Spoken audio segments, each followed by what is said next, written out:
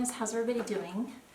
We had a live chat the other night along when a video premiered about the Kelsey Berreth case, the new developments.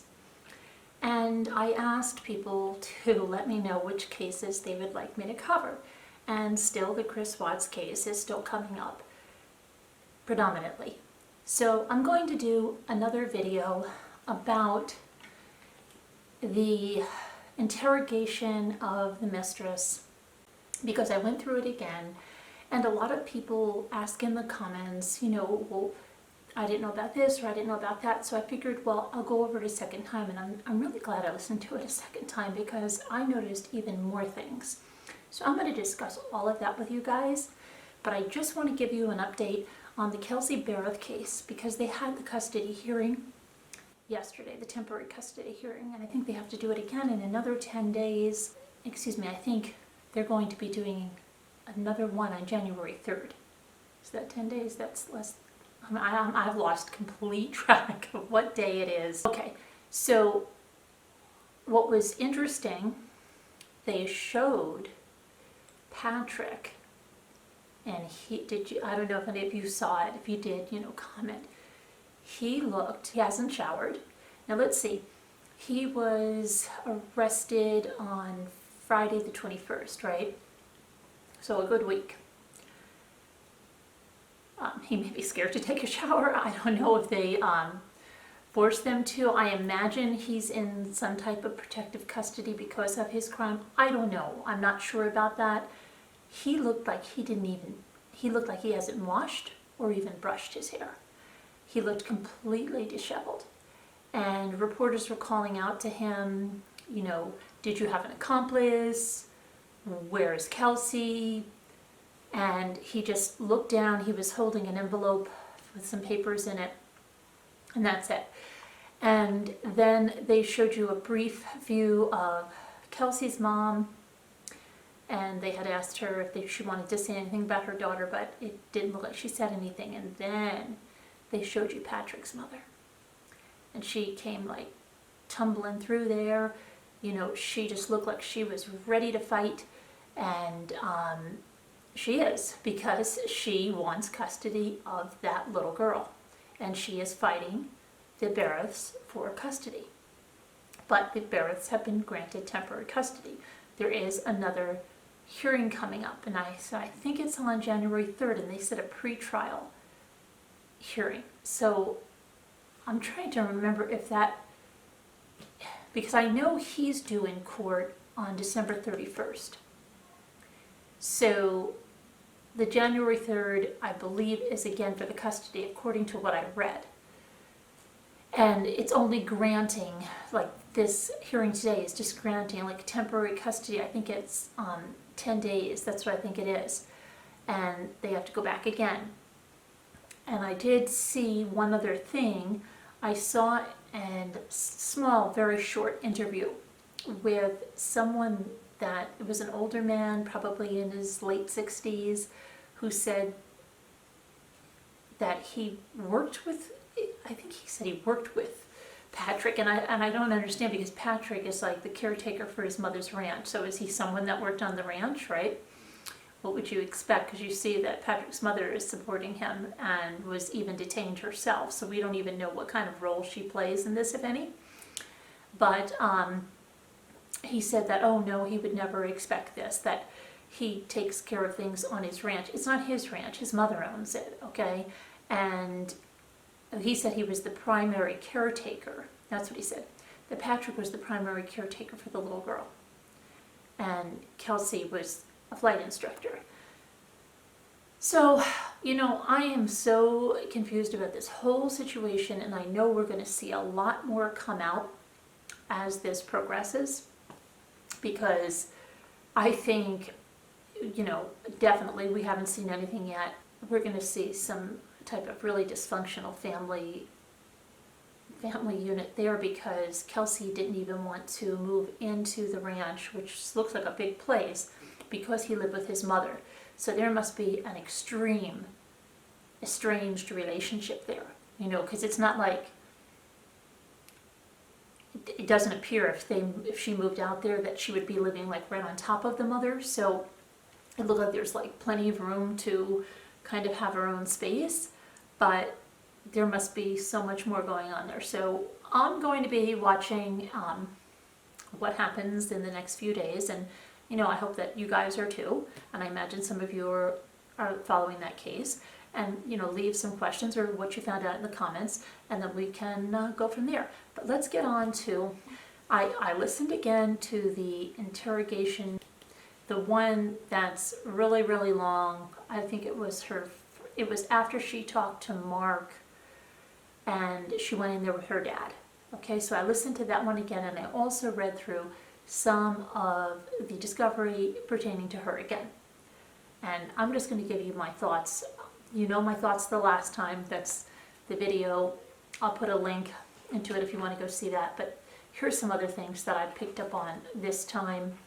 And just, I couldn't stop taking notes listening to this stuff, because it was like, I don't even know how this investigator, I know it's tape, but I would just be like, writing everything, but there were some times, I will tell you, that the investigator didn't let her talk, and she was going to go say something that I think would have been really telling, going to say something that I thought was going to be really telling, or she was going to elaborate on something, and he doesn't like cut her off, but he goes on to the next thing and just, stops it. And there are more than one time that her father, first, stop bleeding, don't say anything. We'll get into all that, but, what's the father so scared of? Anyway, let me get my notes here at the right place, and then I'll take you through this.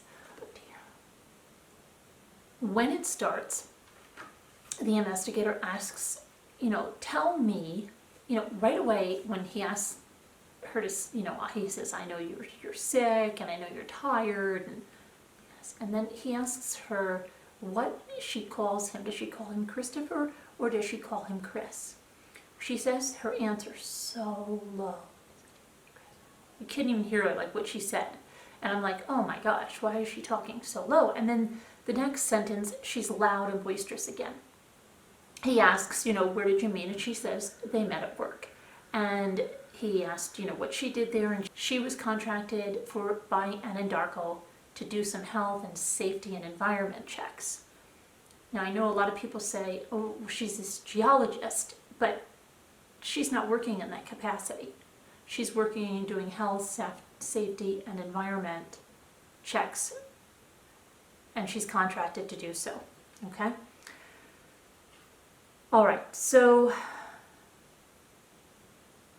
she says she met him there, and that he would come in the mornings with his team, and sometimes she would pass him in the hall, or she would put her lunch in the lunchroom, and she would go in to get her lunch while all the guys were sitting there, which doesn't make sense to something she says later on, because later on when she's talking about how Chris called her that day, that 13th, after he killed his family and buried them out in the oil wells, and he had gotten home early, remember, because Nikki had called the police and he had to rush home, and she left work at 3 o'clock, she said, and was home by 3:45, where she got a text from him that his family was gone. And so she says something like, well, I wouldn't know if he left early or what, because I don't see him again anyway. So when is she getting her lunch? Because she says that these guys are in there from like 6:15 to 7:30, and then they go out, to the fields, and they don't come back again usually. But that's at the end. In the beginning, she's saying, well, she's seeing these guys because she puts her lunch in the refrigerator there in the break room, and he's in there with his team. But is she getting her lunch at 7:15 in the morning? Because these are all these little inconsistencies in her story that just don't add up, do not make sense. So anyway, that's what she said at this point, okay? He say, when did you meet him? When did you start talking to him, okay? Oh boy, I can't remember. Like every time she can't remember. I'm so tired. I don't feel good. So tired. I think it was the end of May. Yeah, May, maybe the beginning of June. No, I think it was the end of May. I can't remember. Around Father's Day. I don't know. I think it was around the end of May. Oh, okay. And then the investigator says, well, you know, what was about? Oh, I had to issue gas monitors. We had a big thing going on, and I had to issue the equipment and stuff. So we started talking, and I didn't know he was married. And then I found out later on he had kids. How'd you find out he had kids? Oh, I don't know. He said something. Oh, I think it was around Father's Day. I don't know, when is Father's Day? And the investigator's telling her he didn't know when it is. And she's like, I think it was, because he told me he had kids. And then I was like, oh, that's so cute. You know, they have kids, so cute. And then the investigator said to her, you're being sarcastic, right? Or, no, I thought it was so cute. He was a dad. He was a dad. You know, okay, we've gone through that. So she says, you know, they start talking, I guess, about these. He came in about the gas monitors around the end of May, and that's how they started talking. Then they would pass each other in the hallway. Again, when are they passing each other in the hallway? Is this between the 6:15 to 7 that she said that they're there, okay? And they would say hi, hi. So she said one day he mentioned he had a significant other, but that she said that they were getting separated. And then at one point she says they were separated and they were at the end of the divorce proceedings. Okay, so then the investigator, when did you start seeing him? Oh, probably around Father's Day. We went to a park, you know, somewhere around that time frame, a park a little bit down from where I live. And he said, you know, what did you do at that park? Oh, we just hung out for a few hours. But he asked her, you know, why would he even mention his significant other and that he's going through a separation or what to you? I don't know, you know, maybe he's interested in me. I guess he was interested in me. And then she said he started calling her on his work phone and not about work things. So she told him, you better use, you know, your other phone. You're going to get into trouble or something. So he asked her if she had a work phone, and she said no, she did not have a work phone. She just had her phone, and the first time they went out and hung out was at this park, okay? And when he was asking her what they talked, this is a little bit fun. He was asking her, like, what did they talk about at the park?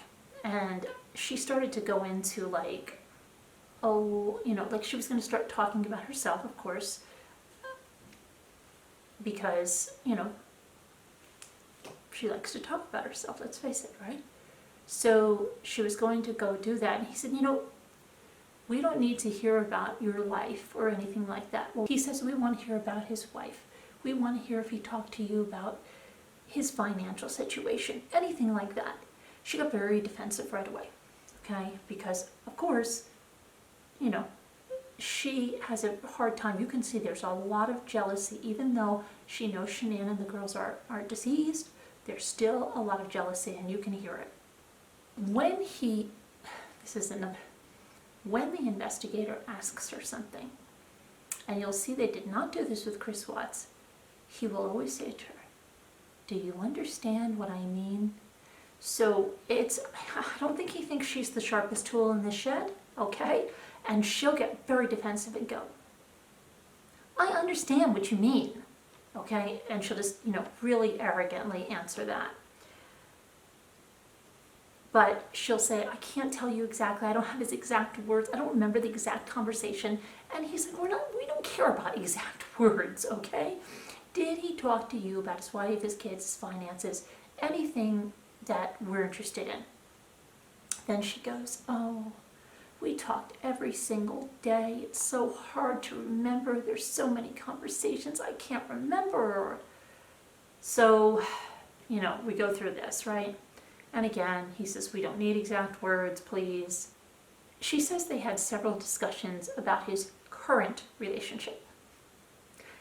You mean his marriage? Do you mean his marriage? His current relationship. Where it had gone and what it had caused is what she said. They asked her many times, did she ever see a temper flare in him? Was she ever scared of him? She said she was not scared, not at all. And then she says, I didn't see any red lights instead of red flags. She said he was not aggressive, and he never talked about his wife, she said. I don't even think she used his wife. I think she used her.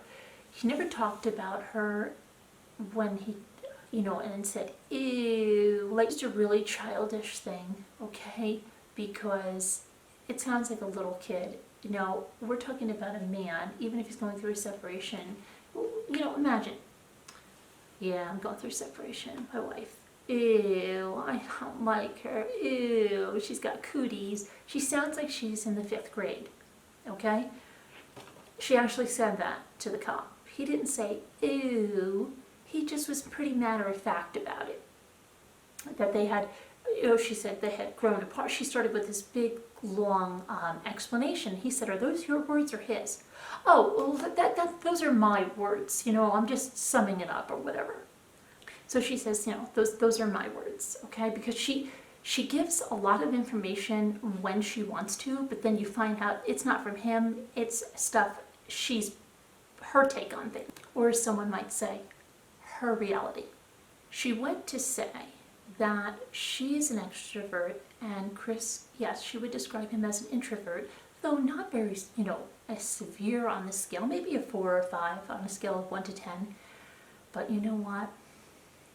Around her, she brought him out of his shell. And as she said this, that he could open up around her, she brought him out of his shell. She was stroking herself, stroking her own ego, that she was special. She had something Shanann didn't. She had something other women didn't. That's why he wanted to be with her. Okay? So she's, trying to, again, inflate herself up in front of the investigator and look at me, I'm so special. I'm so special. I could do this for him, and his own wife couldn't. He asked her if they had any arguments when they were together. No. Did you see any signs of his temper? No. Any yelling? No. And she says, as their relationship progressed further, they did have disagreements. But the great thing is, they were so much alike, she says. They were so calm. They had so much in common. They were so calm. Even when they had a disagreement, they could be really, really calm about it. And she thought that was so unique. She said that was so unlike any of the men she had been with before. This calmness that he had, that they could have this disagreement and then, just discuss it so calmly. The investigator said, you keep saying that both of you had a lot in common. What did you have in common? Fitness, eating healthy, he was a real gearhead, and I like cars too, though I didn't know as much. But that's another one of the things, like I was really excited to learn more from him, and he was really excited to learn more from me about things he didn't know. We would do those things together. She says they were always at her place at first, okay? Then he asks her, did you go to the house? She says, at first I was there 1 time, and then in 2 times, oh no, I was there 2 times. And then later on it sounds like she was there at least 3 times. But she says the first time she went there, she apparently drove there in a vehicle because she said he let her in through the front door, which means they weren't there together. So he said, he let you in through the front door? Yes. Did you notice anything unique about the front door? Huh, what do you mean unique? It's a unique door? I'm sorry. And he said, no. Did you notice anything about it? And he kept telling her, we have information, things we already know, and this is going to be why I'm asking you certain questions. So he's telling her, like, don't lie to me, because we already have like a stockpile of information. That's why we're choosing these questions to ask you. So did you notice anything unique about the door? It had a camera? Yes. Like, do you know what a Ring doorbell is? Yeah, I didn't notice it. And then he asked her about the keypad, and she said, she either wasn't paying attention, or I forget what's the other thing she said, so she didn't notice it. She said he let her in, but he said, I could only open the door so much because I just washed the carpets and the furniture's in the way, and I'll move it back. So she came in. I'm just wondering, and it may be nothing, but if, they have this Ring doorbell, and apparently they would get alerts on their phone, right, about it, okay? That's how he knew Nikki was at the house. I wonder, did Shanann have the app on her phone? She should have, right?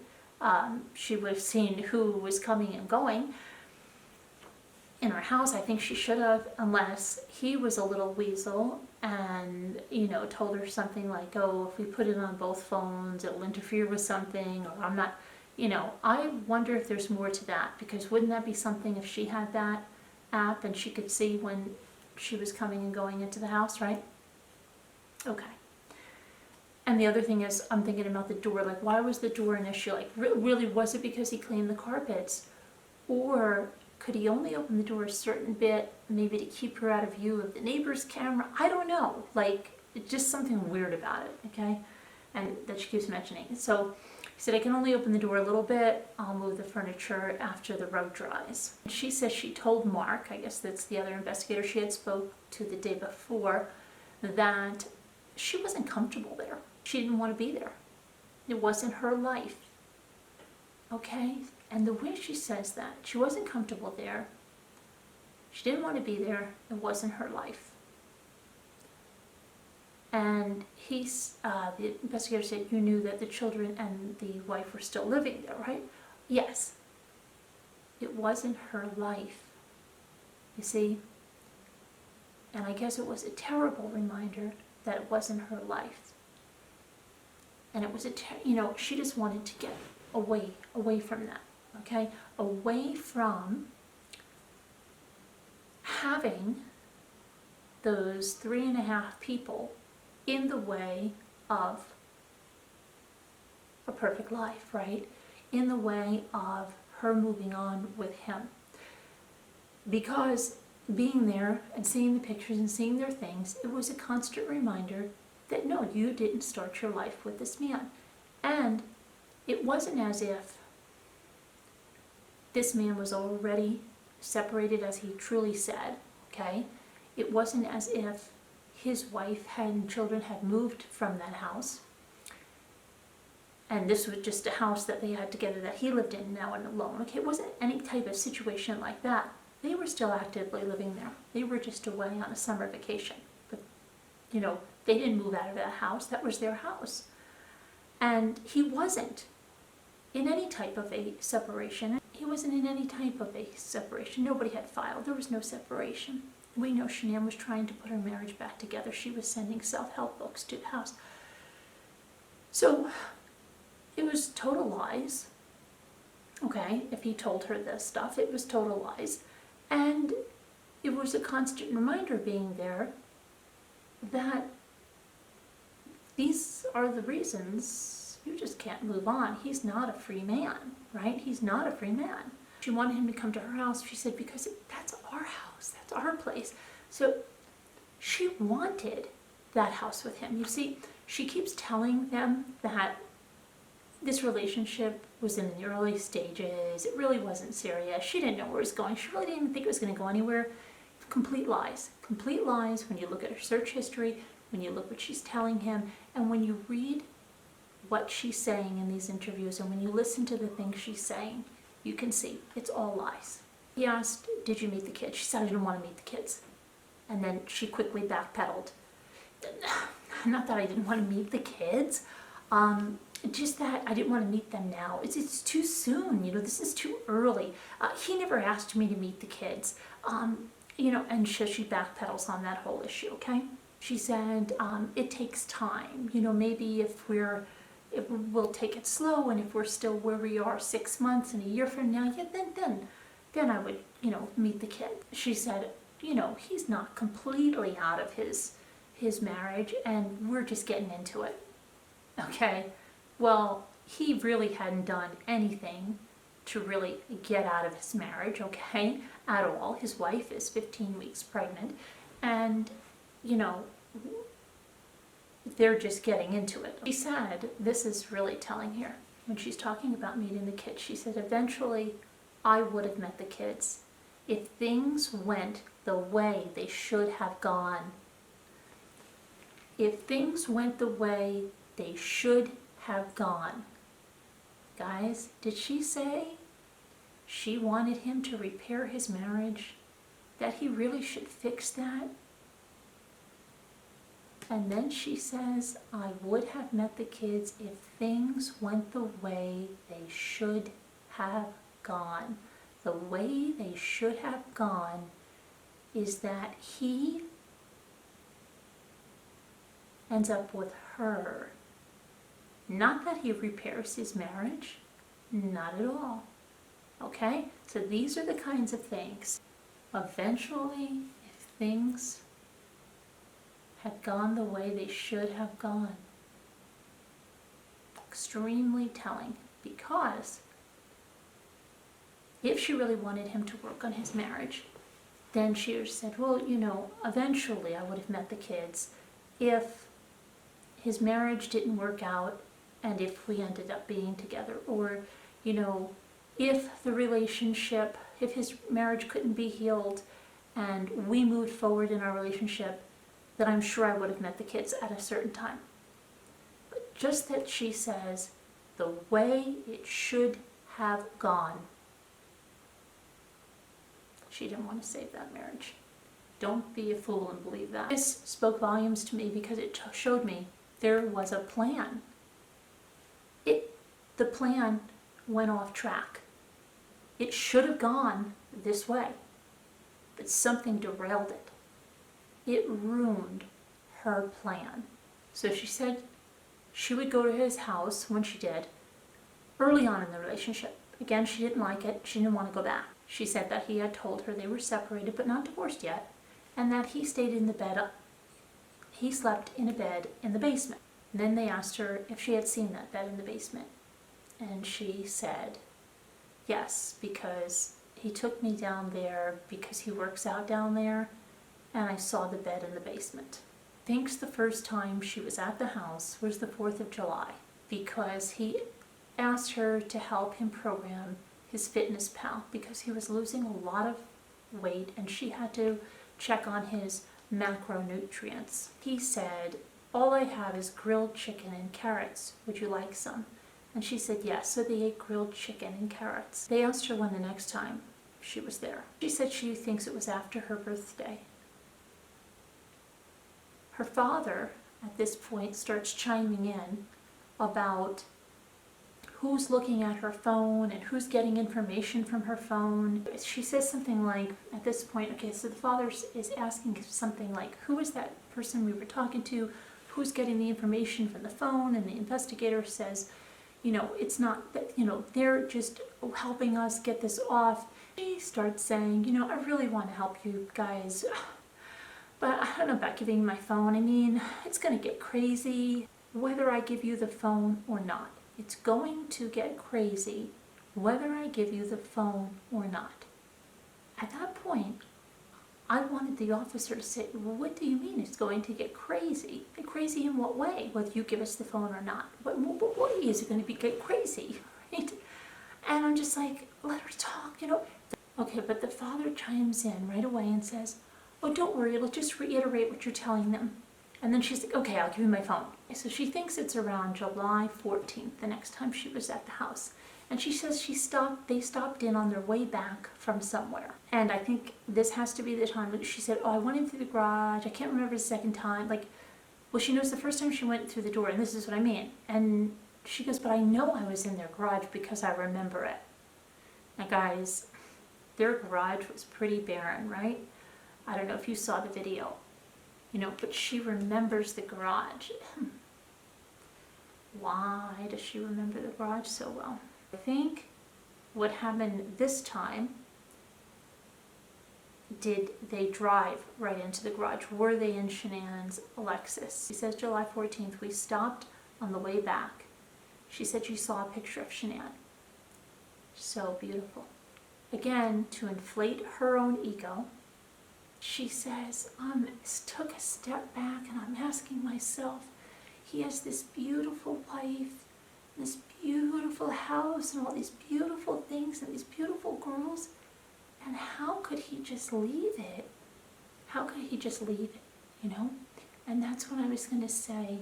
She said something like, I told him, you better fix this. When she said those words, I told him, you better fix this, it didn't sound to me that she was saying, you better fix your marriage and your life. It sounded to me that she said, you better fix this. You better get this wrapped up so you can be with me. But I think we got a different spin on it. This is what she said.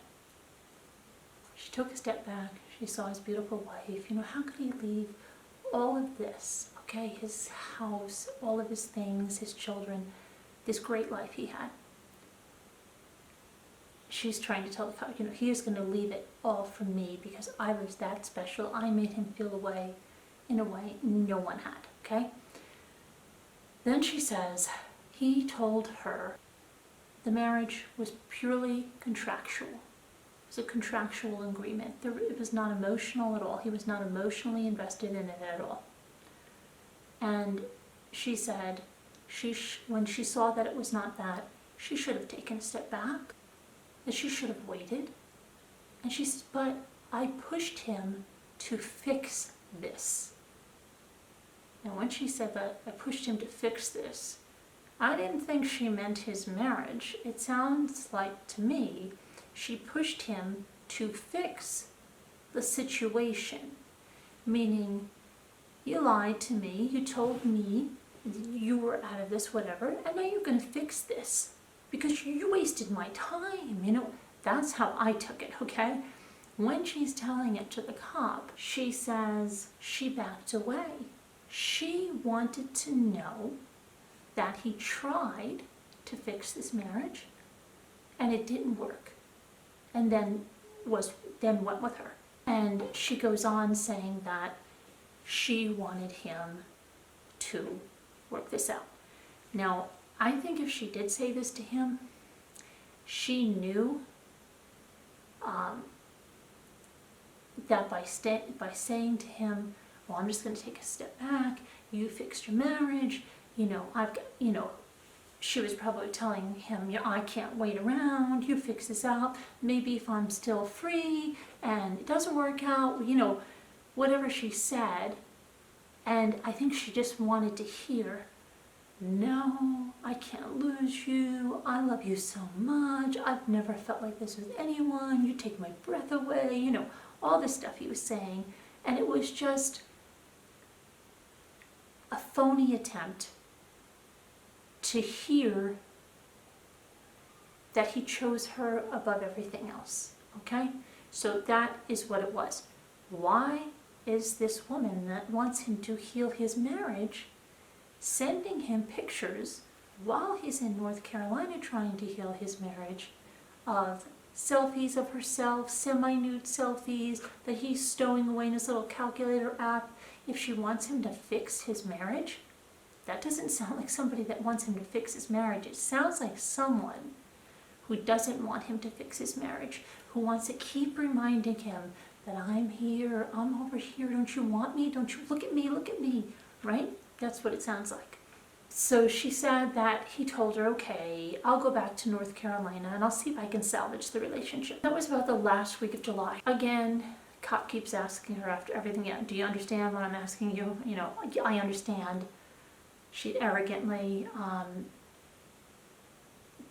then they're talking about the raunchy texts in the phone, and oh, you're talking about raunchy texts in front of your dad. He said, if I give you the phone, I don't want to see, you know, he said, kept saying, look, we're all adults here. The only people who are going to see it are people that, you know, work here, and I don't want to see these pictures ending up in the paper and this and that, you know, because they're raunchy. I don't want to get raunchy pictures in the paper. Then she's like, I'm so hungry, and the investigator says, I wish you had told me I had food in the car or something. Then the father chimes in. We just want to accelerate. We're just here to give you what you need to accelerate this case and pound it down. And so the father, in a sense, is saying, like, he just wants to give them this stuff, to get her cleared, right? You know, just pound the nails in the coffin and just wrap this up so they can go on and get on with their lives and not let, you know, any other cats out of the bag. And he said that a couple of times, a few different ways. She says she found out Chanel was pregnant through the newspaper. She was upset, she said, when she found out Chanel was pregnant, because she would have never ever been with him if she knew Chanel was pregnant. She was so upset by that lie, okay? That is what caused her. She called him on that lie, and it caused her to delete everything in her phone. All of his stuff, because she said she was so hurt. And the investigator said, you know, well, something like, well, sometimes, you know, when people delete something, it's because, you know, it's something else. Oh, no, that's not why it is. I was just so angry that he lied to me. And I just wanted, it was just like a bad breakup, you know. I just wanted to get rid of everything. Wipe him clean. Wipe my phone clean of him.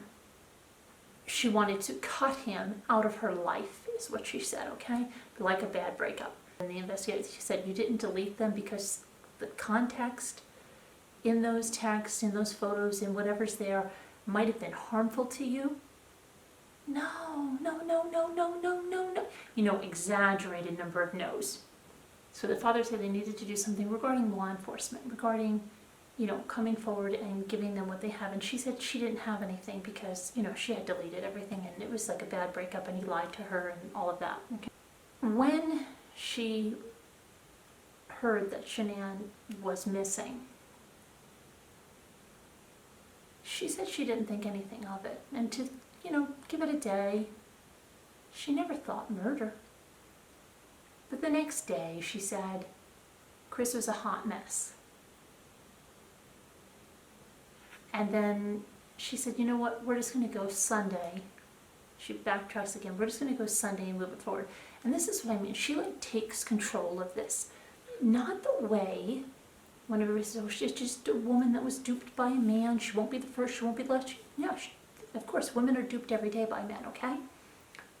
But when someone is duped by a man, and that man then goes and horrifically murders his family, the demeanor that you would expect, the demeanor of someone that thought she was building a life with this man, you wouldn't be sitting there in the interrogation going, let's just go to Sunday and then we'll go back. And everything about her demeanor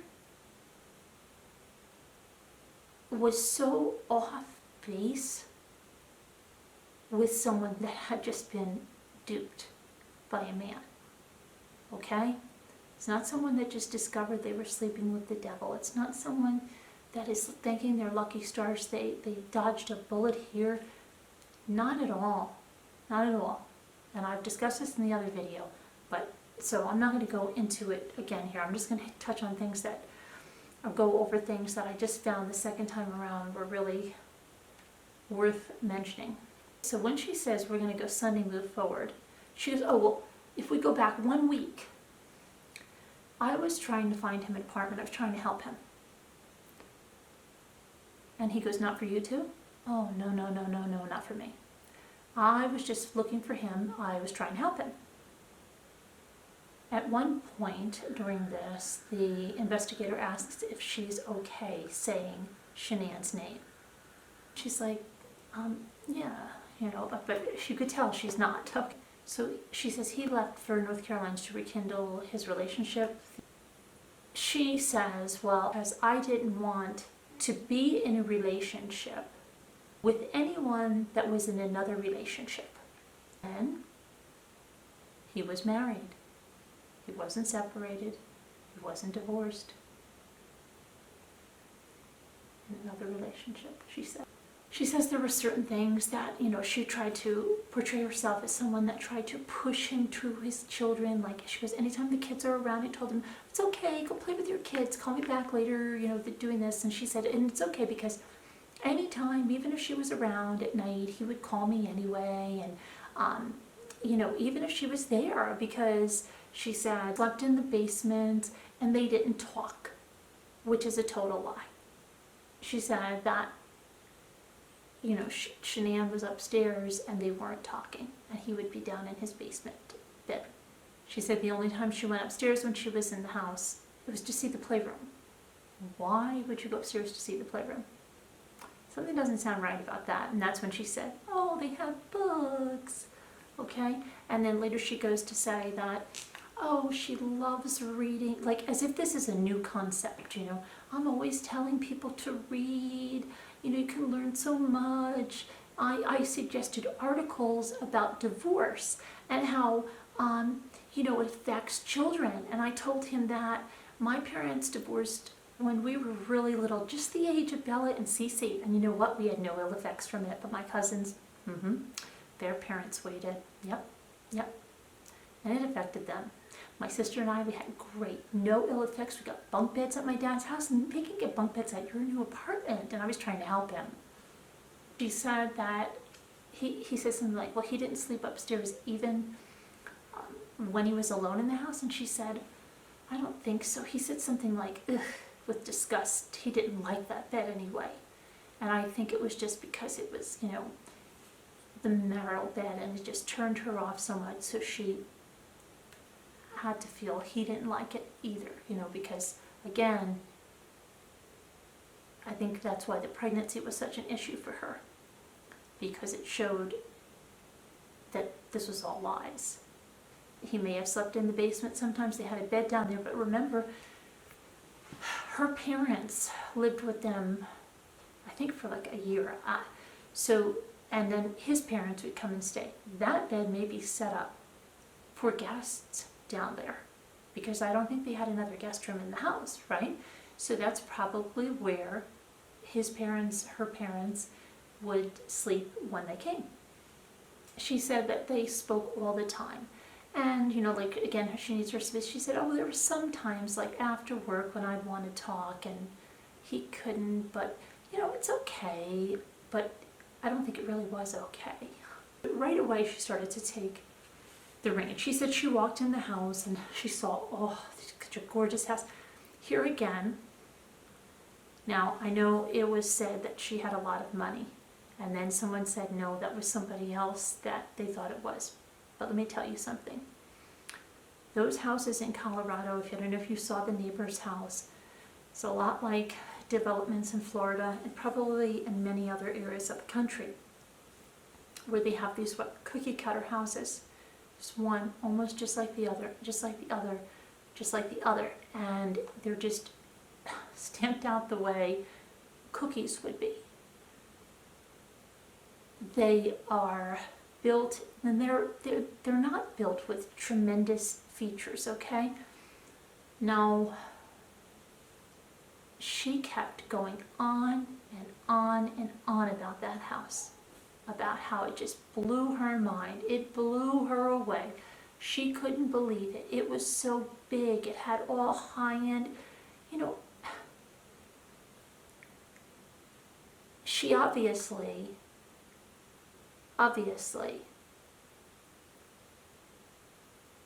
is not from an affluent area. She's not,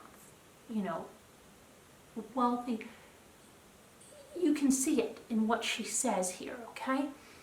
So she says, oh, it blew her away, everything was so high-end, and she was wondering how they could afford it. And the cop said, well, did you talk to him about this? And she said, well, I did ask him if he had a 401k, because No, but wait, remember they're not so serious? But then she says, but you know, you've got to find that out because you've got to find out what kind of baggage he's bringing. What kind of baggage he's bringing. And if his lifestyle was sustainable. And he said no. And she said, well, you know, you've got to figure out what you're going to do. You say you're going to sell this house. This house is going to sell right away because it's a buyer's market here. And what are you going to do? What are you going to do? And that's when she started looking for an apartment for him.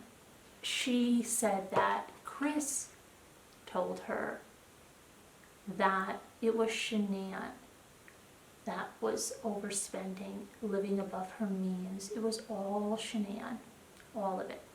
And that his paycheck would go into the bank and it would just, she'd spend it as fast as it went in there, is what he said, okay? And then he said, well, do you know how much money Shanann was making? He said, well, she said she's competitive and she gets close. And she goes, I figured between the both of them $140,000, but you know, had to have that really nice car, and she didn't even understand that the company that she works for was paying I believe they pay the payments on it, okay? And so if it's $800 a month, I think it was, she was getting checks from the company that cover her car once she gets to a certain level, okay? And she didn't understand that, I guess. So she still mentioned the car, she mentioned, you know, all the stuff that they had, and she just, you know, didn't see how they could afford this lifestyle and made it all on Shanann. Even though she said he didn't say it in a mean way, he let her know that it was all of his wife, and she, you know, she had to live in that house, she had to live in this, and that's when she said that he told her Shanann was so materialistic and bossy. And then the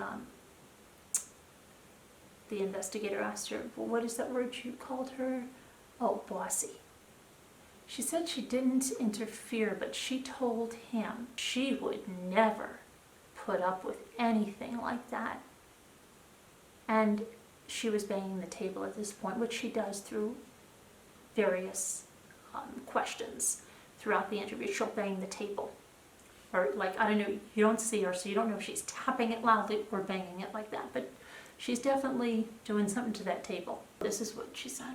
She said that he told her all of this, the house and everything, was all because Shanann had to keep up appearances. That's what she was all about. She wanted people to think they were fancy. That just sounded like such an old-fashioned term, like you would hear on Little House on the Prairie. And she said at that point, while tapping the table, banging the table, I would never, I didn't interfere, but I told him I would never put up with anything like that. I would never put up with moving somewhere that I didn't want to, or living above my means because someone in the relationship said they wanted us to look fancy. Okay, so he said, so what did he tell you about her being, what's that word? Bossy? Oh, well, she said, and then she said, he said that when he voices an opinion, he isn't heard. She said she doesn't acknowledge him. When he would come home, she wouldn't talk to him. She'd be on her phone, going through her social media, doing stuff like that. Made him sad. It was always all about the kids. And then she kept saying, you know, he told her it just fell apart. Like she started to use all those words, fell apart, it was only for the kids. And he said, are those your words or his? She says it was her words. And she said it was like that for 6 years, and that's almost like the whole marriage because they were only married for 8 years. And this is like her reality, her version, because we know through Shanann's text that she craved for him to hug her and touch her and be more emotional towards her and all of that. So this again is her own reality. And then she would always say something like, but who knows if it's true because he lies. She had said something that he told her, sometimes I just think we do it for the kids. She mentioned something like, if I knew he had the baby on the way, then she wasted her time with him if she had known Shanann was pregnant. She would definitely be out of there because she wasted her time with him if that was the case. The investigator said, so if you never knew his wife was pregnant, and she kept saying like, what? And then the father jumped in like a lunatic because he knew what she said. Okay, because she said, if I knew she was pregnant, I would have never wasted my time with him. I would never be with him if he had a baby on the way. Never. I would never, ever waste my time with him. So now Chris had a baby on the way. Nicole was not sticking around because even if they were separated, she wasn't going to permit him going back and forth. He'd have to be responsible for that child, be at the birth of that. She didn't want anything, no other, to do with that. And if Shanann was pregnant, she was gone. So that's when the investigator said, so if you never knew, if you didn't read it in the paper, because you said you didn't know before that, if you didn't read it in the paper and you never had to know about it, and his wife was gone, and she was like, what do you mean if she's gone? And then he's like, well, and he said it again, and then he said, well, if he could get away with the murder, and then the father jumped in and said, don't lead. And then he goes, wait, Nick. Now, let me tell you something. Father's actions right there, what is he scared of? Wait, Nick. His voice gets up there. Wait, Nick. Don't answer. Don't say anything. He is so afraid of her saying something that will implicate her in some way. He's telling the investigator, you're leading. Be quiet. Don't say anything. Why? What could she say that the father is that afraid of? What does he know? Okay? Then she goes, but he killed the kids. Angry, right? And then again, he gets away with murder. You never had to know about the baby. And then she said if she knew about the baby, she would say she wasted her time. He was nothing but a liar who just wanted to sleep with her. She goes into their relationship a little more with him. She says she saw him. She used to push him away sometimes, tell him to go home, tell him to go be with his kids. That last weekend, right before this happened, the weekend that it happened, when they went to that not to the Rockies game. They said they were going to the Rockies game, but they went to the Lazy Dog. First, now here's where you can hear she's controlling, demanding. They go to the first Lazy Dog location and she hates the menu and she says, I'm not eating any of this food, let's go to the other one. Then she gets to the other one and she's really upset where they put them, and he says, yeah, they were crummy seats. The investigator says, well, not crummy seats, you couldn't see the screen, and she's really upset about that. And then she said they stayed there about an hour and a half, and then they went back to her house, and then he had to leave because he was going to be late to get to the babysitter. But he made it back in time. But we know he was late because if you listen to the interview with the babysitter, the mother was waiting in the driveway. He was texting, and she was telling him, wow, that was fast, you made good time. And when it was really good that he got in late because the Rockies game wasn't over to a certain time, and if he had shown up any earlier, it would have, given it away that he didn't go to the Rockies game. When he called her up for that date, and he says, hey, listen, I'm getting a babysitter, do you want to go out tonight? She questions why he needs a babysitter. Where's his wife? And why didn't he tell her she was on a business trip? So she's really incensed that she doesn't know of Shanann's whereabouts. And she asked him what time she was coming home on Sunday, that Shanann was coming home on Sunday, and he said really late. She was going, we always talk on the phone, and she was going on into it, and the investigator said, yeah, you like to talk, and asked her about Cece. Well, if she knew anything about the kids' ailments, and she said, well, she knew Cece was allergic to something. Was it peanuts? Was it pine nuts? And that she had an EpiPen. And then the investigator said, wow, she had an EpiPen. You know, that's pretty serious then. Yeah. She goes, you know, going back to that, there is something that happened out in North Carolina, but, you know, I heard it through a third party. Now, there's something that I didn't hear the first time, but stood out to me. When she said, I heard it from a third party. Why wouldn't she say, I heard it from Chris? Chris told me. She says, I heard it from a third party. And just the way she says it just gave me this eerie feeling that she heard it through his mother. I'll tell you why this is really significant, because as I'm listening to it, and I listened to it again, and I wondered why the investigator didn't say, you heard it through a third party, you heard it through Chris. She says, I heard it through a third party.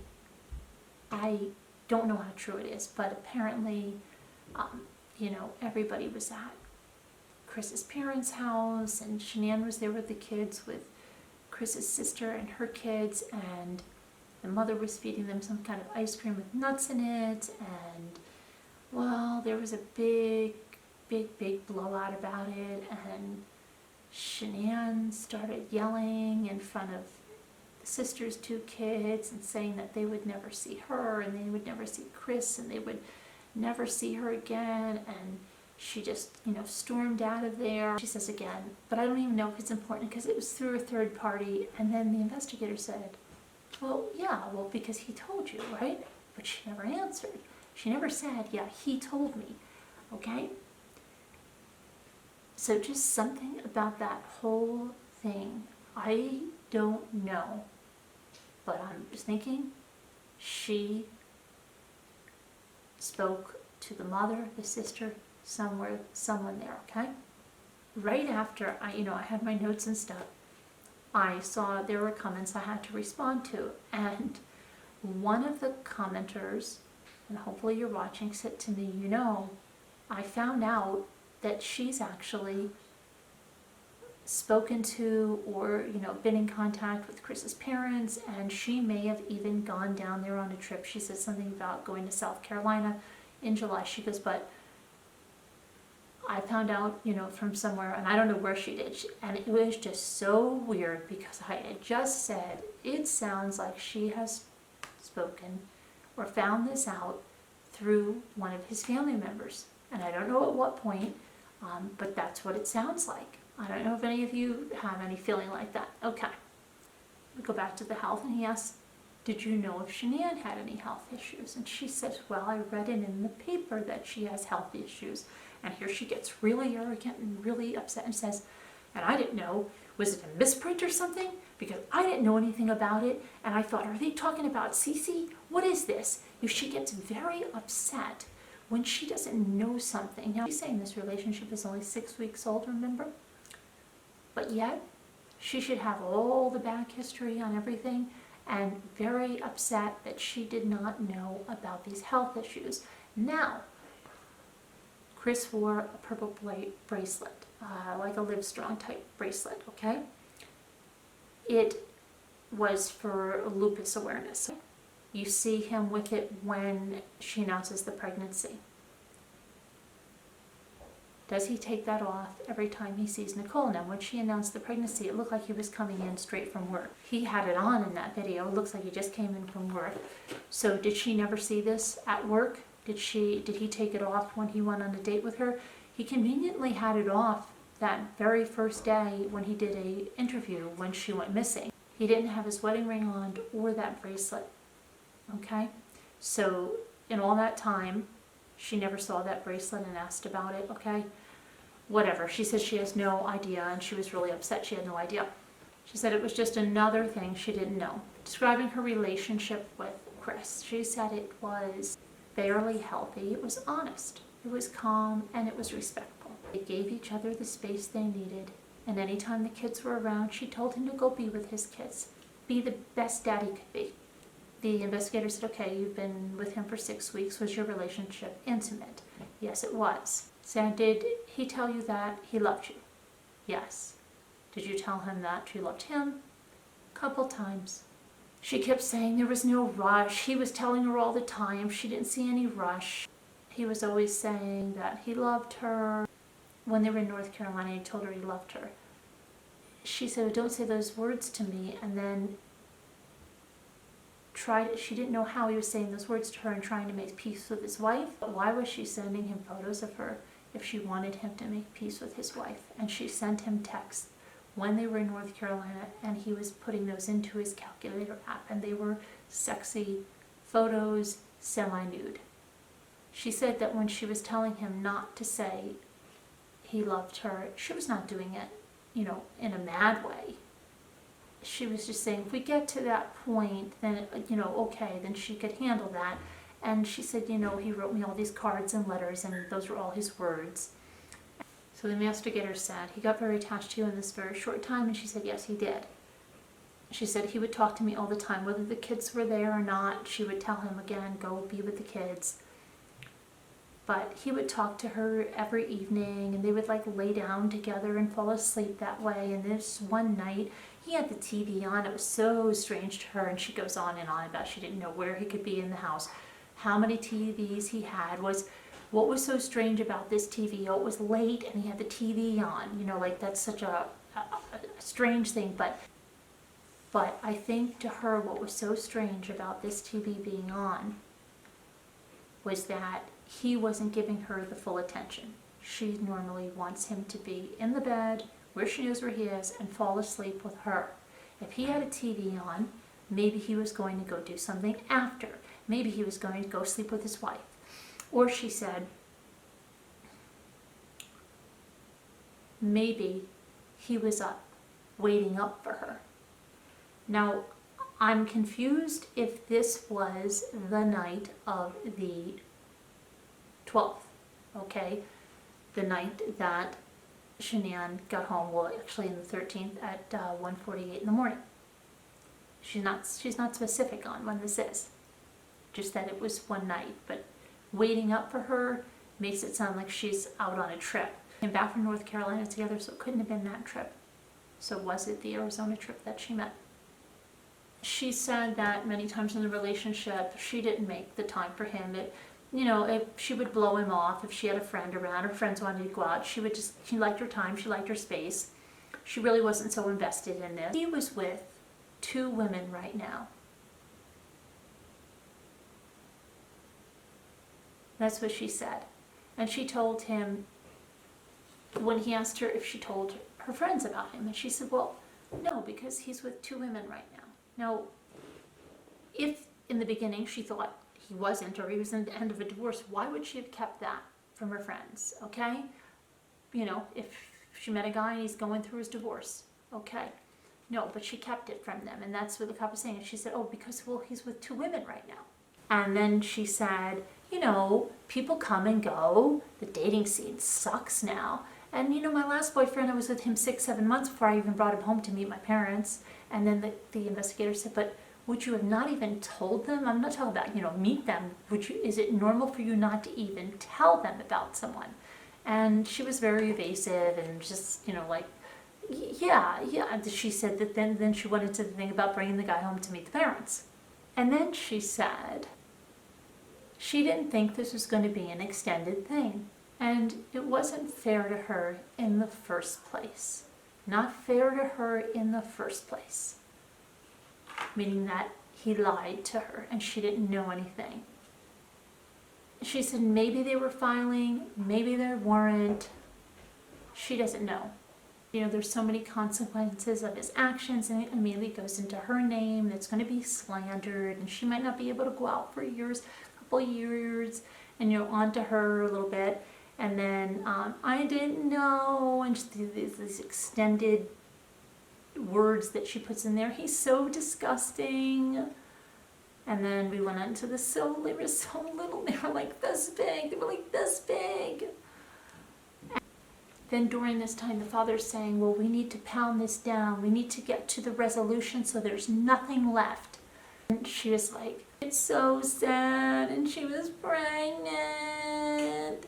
Why, how? They were this big.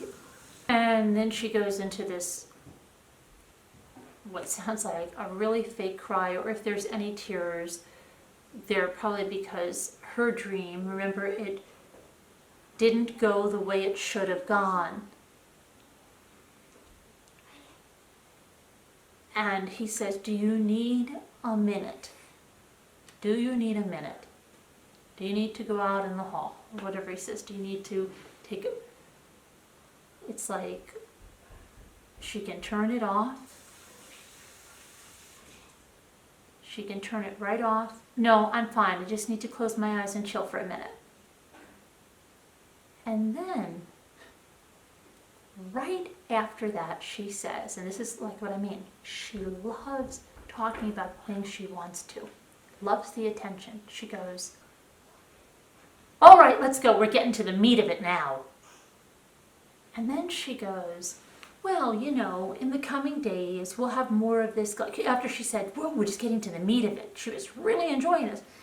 We'll have more as I remember more things.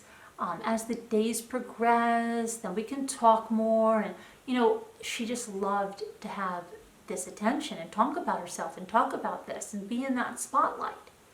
So she said she didn't see him on Sunday. And she said, you know, some days he's busy. And I think on Sunday we didn't talk for a while and he said he was just so busy. Then she goes to Monday, okay? She says she just clocked, you know, there was some texts going on in the morning or something, but then, you know, they didn't talk and he was busy and she didn't know, you know, that he went home. Again, here's where she says, well, I wouldn't know. They come in the morning and then they don't come back. They go to the field and they don't come back. They go. So this contradicts everything she said in the beginning. She said she clocked out at 3 o'clock because she had to go meet a buddy. He has her key to her apartment. It's her friend Jim. And he had just walked in when she got there. She glanced at her text and she saw she had a text from Chris. But she said that, oh, I have my company, and you know, my company. And then the father said, oh, yeah, well, we've known Jim for a long time. He's a good guy. Oh, is he, you know, oh, no. He just has my key because, you know, sometimes he comes into town and he'd be waiting for me. So I just give him my key. He's a good guy. We know him, you know. But they're not really saying much about him. Why he's in town. Now, she said he just got there at 3:45. Later in this conversation, she says he was leaving. It's around 9 something. So he was there for 6 hours or less. Why? Why was he there? It doesn't make a lot of sense here. She says that Chris said something like, my family is gone. Call me. But then as she talks about this, she says, or she uses these words to make it sound he was frantic. But she says that he just said, call me, like when you can. She doesn't say, he said, call me when you can, it's an emergency. She's projecting this on there, and it doesn't seem like it should be there. He said there were just random texts throughout the day before this. And then this, my family's gone. Oh, you know, no biggie. She thought, what was this, and why is he asking her to call him? She said he was not acting unnormal. Unnormal. She means unusual. She's always talking about reading in this thing, and, you know, reading is fundamental. Unnormal, no. How about unusual or abnormal? The investigator at this time asks if they gave Mark the information to contact Jim. Now she gets very upset. Very upset. No. Don't bring Jim into this. Jim is a good guy.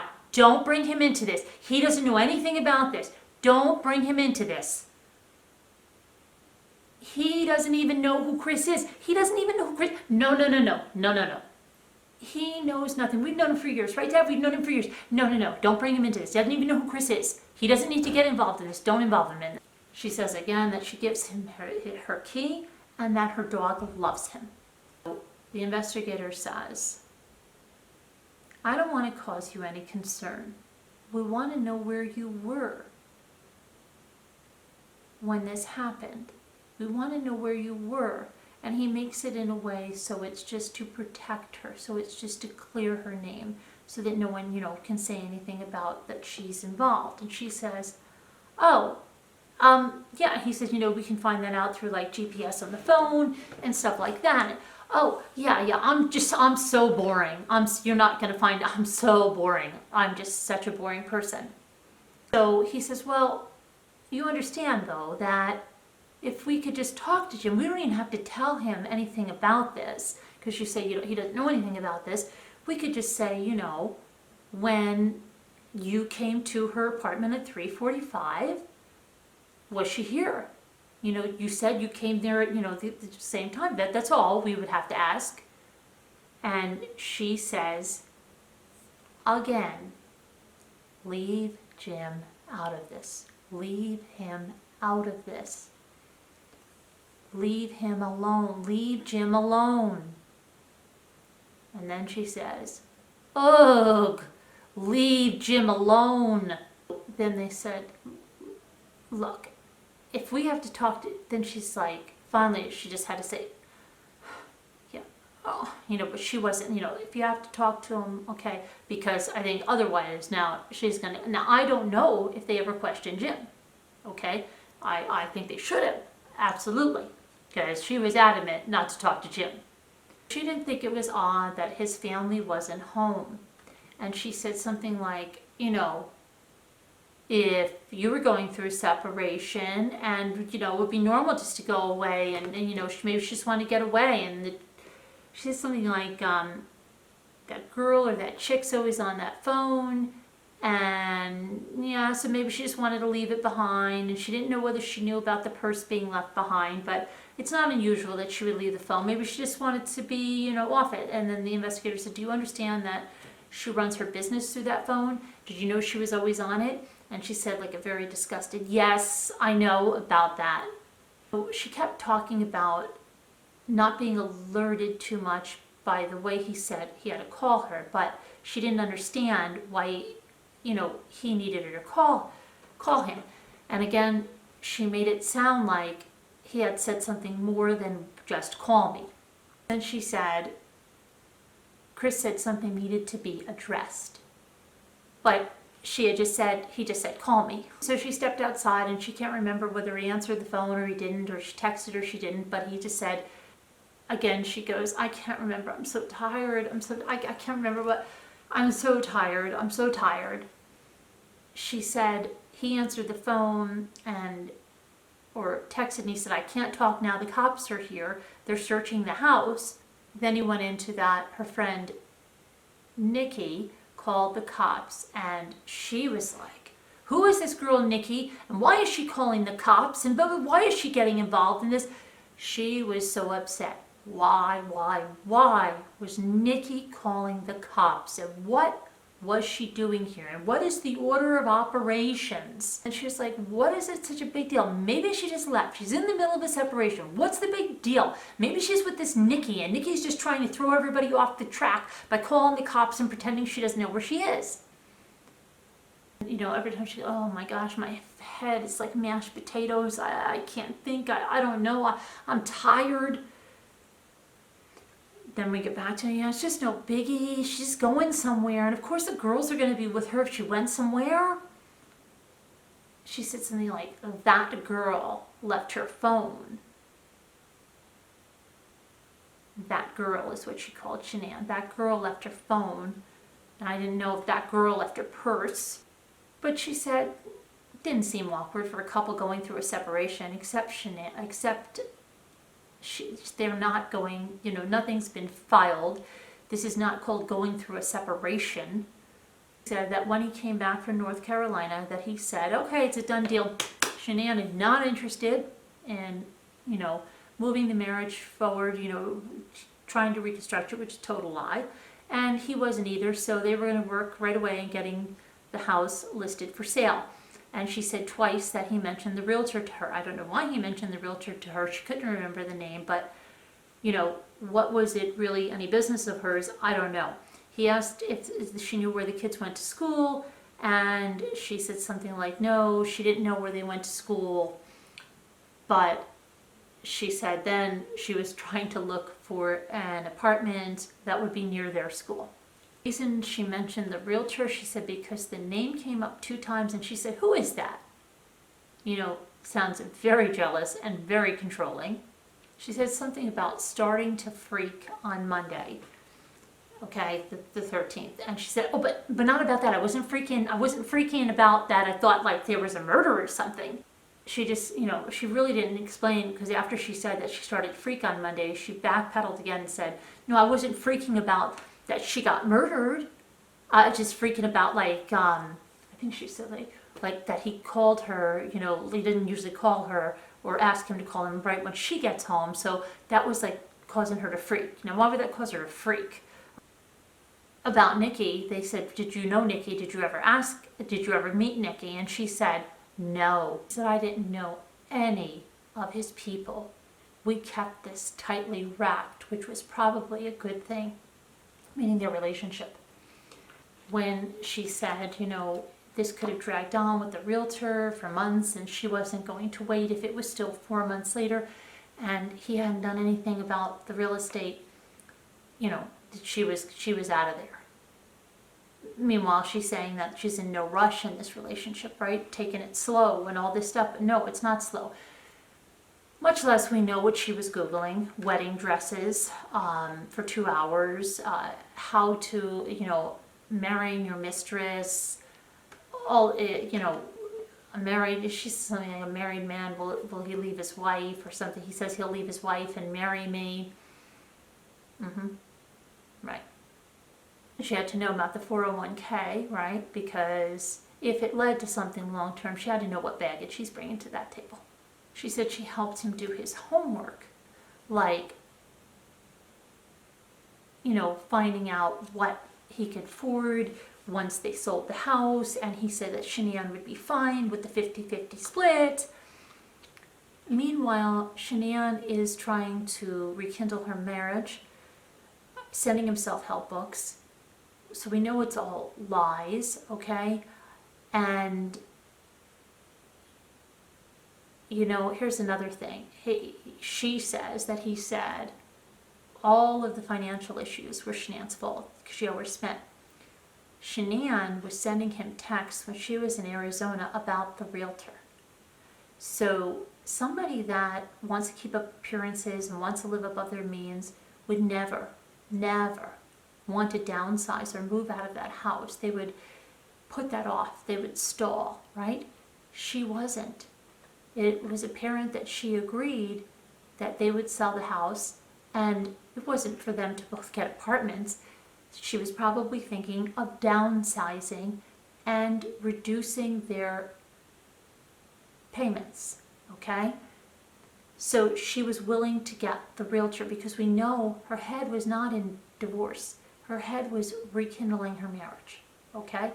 So when she sent him the realtor, she sounds like somebody that was thinking that, yes, okay, maybe we've overextended ourselves.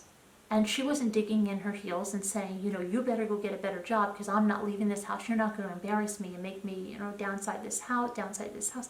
She sounded like she was thinking very, on her feet, level-headed. So I don't buy that all of their money issues were because Shenan wanted to live above her means, okay? I think he had a pretty good part in it. Also, Shenan's text said things like, and you can read this in the Discovery, do you want the NFL package? She was trying to find ways to save on the cable bill, but she wasn't just saying, like, you're not getting that NFL package. Don't even think you're getting that. And then he said something like, well, let me see what the Fire Stick gets. So they were looking for ways to lower monthly payments and make things easier. And meanwhile, this one here says she's helping by helping him do his homework to find out what he could afford. And then she told him, you can rent a house. You didn't know you could rent a house. It doesn't just have to be an apartment. Okay, that sounds to me like a person that oh my gosh, I don't want to live in an apartment with him. I want to live in a house. So we'll rent a house. But no, it's not for us. It's just, guys, there are so many inconsistencies. And then when you go into the discovery and you start reading some stuff from the mistress in there, she says in there, I don't think that he killed his family because of wanting, because of her. He did it for financial reasons. But she thinks that their relationship, or she, accelerated this. I wonder if that's the only thing that accelerated this. Because she sounds like the kind of person that gives ultimatums. She sounds like the kind of person that says, I'm not waiting around for this. You better fix this. Remember that. You better fix this. Did that really pertain to his marriage, or did it pertain to his marriage in a way that is not the way she said? You better fix this. If things had gone the way they should have gone,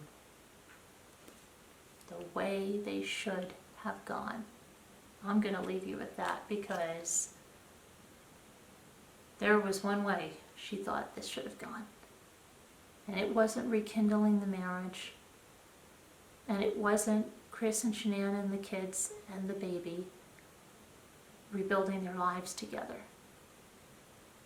The way it should have gone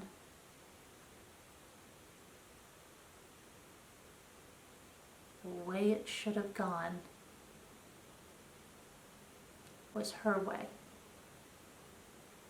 And you can decipher just what that means. And let me know in the comments. I mean, I've gone through this again, and it is eerie, and it is scary, and there are so many holes here. And this is just one of them, one of those interrogations. There's a couple of other phone conversations, and I believe there's one other police interrogation like this. And I'm going to listen to those again. But if you haven't listened to this, listen to it, and then if you have, listen to it again, take some notes. Let's come back here and compare pages. If this had gone the way it should have gone, what does she mean by that? Let me know in the comments. I'm sorry this video is so long, but there's so much in there that I heard the second time, and it just has my head spinning. It really does. And I'm so saddened that, Shanann and Bella and Cece and Nico have to lose their lives over this.